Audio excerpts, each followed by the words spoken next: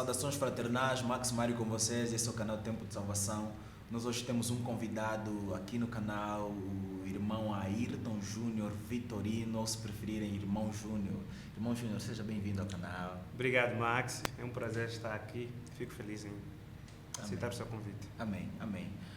Pessoal, eu quero fazer as considerações do praxe.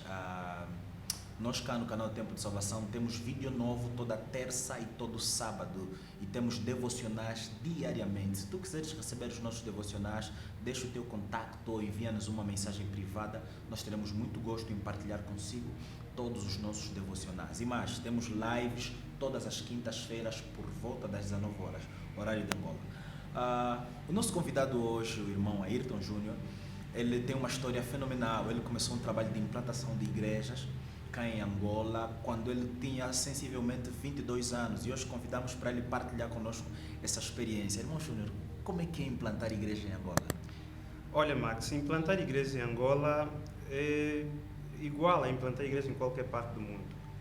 Nós sabemos que a implantação de igreja, por ser igreja, um trabalho divino, com vocação divina, tem muitas complicações e, do ponto de vista espiritual, há muita oposição do ponto de vista espiritual, porque nós sabemos que a igreja tem um inimigo que é mundialmente conhecido, Satanás, o adversário da igreja.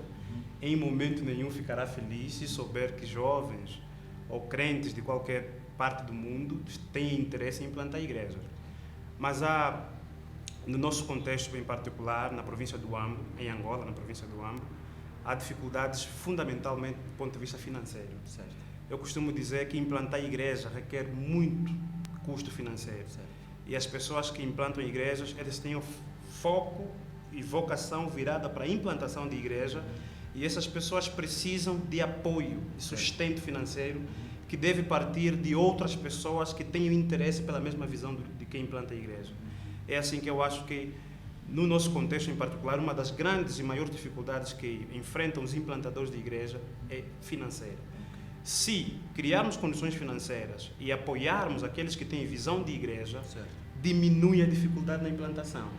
Porque, na verdade, se houver condições financeiras para a implantação, a visão do implantador é muito facilmente implementada. Exato. Nós temos visto que, não apenas em Angola, mas em muitos lugares do mundo, parece que há uma avalanche denominacional, não é? Ou uma avalanche de igrejas, não é, a serem abertas em muitos lugares do mundo. O que me chama a atenção é que muitas pessoas têm motivações em abrir igrejas, e a abertura de uma nova igreja simboliza, do ponto de vista de crescimento, de evangelização. Há alguma relação direta entre aberturas de igrejas e mais evangelização? Por exemplo, vamos fazer uma análise aqui. Nós cá no Ambo, se tivermos, por exemplo, 5 ou 10 igrejas abertas no centro da cidade, essas 5 ou 10 igrejas vão representar um elevado número de evangelização, ou nem por isso? Nem sempre, Max. Eu não censuro muito o surgimento de igrejas. Eu sou a favor do surgimento de várias denominações. Para mim, quanto mais igrejas surgirem, melhor. Porque, de alguma forma, cada igreja que surgir vai ter um papel na propagação do Evangelho. A questão não é muito o surgimento de várias igrejas. E nós temos que fazer aqui uma comparação, por exemplo. Secularmente falando, quanto mais bares, discotecas surgirem, mais esse mercado ganha, não é isso? E do ponto de vista religioso também eu gosto de fazer essa aplicação. Quanto mais igrejas surgirem, mais ganhamos nós como igreja. Mas o problema não é o surgimento da igreja, o problema é o foco das igrejas que surgem. Porque se as igrejas que surgem, que já existem melhor, tiverem o foco na evangelização, haverá pouco espaço para o surgimento de novas igrejas. Porque o que leva muitos jovens e homens de Deus a criarem novas denominações ou a implantarem novas igrejas é o facto de que em determinadas comunidades não existirem igrejas, ou se existirem igrejas, são igrejas que têm muito pouco foco na evangelização. As motivações desses grupos religiosos, dessas denominações, são contrárias àquelas que motivam o implantador. O implantador que pensa nas almas, que tem o desejo de alcançar as almas, de propagar o Evangelho. Porque é verdade, entendamos, que existem motivações erradas na implantação da igreja. Que fique bem claro isso. Existem, sim, pessoas que implantam igrejas com motivações financeiras. Porque temos que assumir muito claramente que a igreja, sob o ponto de vista financeiro, beneficia muitos líderes. Certo. A igreja dá, entre aspas, muito dinheiro. E há pessoas que perceberam que podem ter benefícios financeiros fazendo o trabalho espiritual relacionado à igreja. Logo tornaram a implantação de igreja como um negócio. Uma fonte de renda, uma fonte de negócio, uma empresa para eles, na verdade. Mas no meio de tudo isso, existem pessoas com motivações muito certas quanto à implantação de igreja. Elas estão focadas na salvação das almas. Estão focadas na restauração de vidas, na transformação de vidas. São poucas, mas estão lá. E para mim, que surjam igrejas. Porque até podemos também pegar numa igreja que surgiu com motivação errada e ela reverter para a motivação certa. Então, se ela já existe, nós podemos transformar essa igreja, reformar essa igreja e nos encaminharmos para a motivação certa. Isso é benéfico, é bom que surjam igrejas, mas fundamentalmente que surjam com a motivação da propagação do Evangelho. Muitas das vezes eu faço referência ao pastor Jorge Batista, porque ele é uma voz autorizada no Evangelho em Angola, e houve uma vez ele disse que nós não podemos nos preocupar com os falsos profetas, não é? Ou com os falsos pastores, porque eles faz parte da profecia bíblica, não é? Agora, o verdadeiro pastor é que tem que ser sábio. Exatamente. Para saber ganhar almas do falso pastor. Exatamente. Ou seja, a propagação do verdadeiro evangelho é que tem que contrapor a propagação do falso evangelho. Mas, irmão Júnior, uma das coisas que é pergunta, não é? E isso tem desafiado muitas pessoas. Por que a abertura, o surgimento de novas igrejas não se reverte no ponto de vista de saúde moral, ética de uma comunidade, do ponto de vista de educação, saneamento básico, não é? Por que nós não vemos o surgimento de uma nova igreja ligada ao fator desenvolvimento da comunidade? Olha, Max, eu entendo que a igreja é o resultado da visão de um líder. Um líder que é muito focado simplesmente na questão da salvação da alma e não está preocupado no corpo, não vai gerar transformação social muito forte. Os líderes religiosos, é claro, pegamos o evangelho para alcançar a alma das pessoas, mas as pessoas que nós queremos ver as suas almas transformadas são seres humanos, estão inseridos numa sociedade. Estas pessoas precisam comer, precisam se vestir, precisam trabalhar. A liderança da igreja deve velar também pelo bem-estar social das pessoas. É por isso que, se nós avaliarmos a nossa igreja, a igreja evangélica em particular em Angola, e olharmos para a sociedade em que vivemos, nós temos que culpabilizar a igreja pelo índice de analfabetismo que nós temos. Por quê? Porque se nós pensássemos que cada igreja que surgisse, abrisse uma escola na comunidade em que está, haveria uma transformação na vida desse povo. Se cada igreja que surgisse pensasse na construção de um centro médico para ajudar a população dessa comunidade, haveria uma transformação. É claro, esse não é o foco principal da igreja, mas a igreja não pode se esquecer dessas pessoas, até porque estas pessoas que não sabem ler, não sabem escrever, estão desempregadas, são membros da igreja, são eles que fazem a igreja. Quanto mais desenvolvidas forem essas pessoas, mais desenvolvida será a igreja. Logo, onde a igreja estiver, tem que haver transformação em todos os sentidos. Eu gosto de uma afirmação do Mike Murdock, um pastor americano. Ele diz que foco, muitas das vezes, provoca cegueira. Porque quando nós nos concentramos em olhar para o norte, nós não vemos o sul. E nós temos que ter essa capacidade de olhar para o norte, mas procurar ver o que tem de melhor no sul.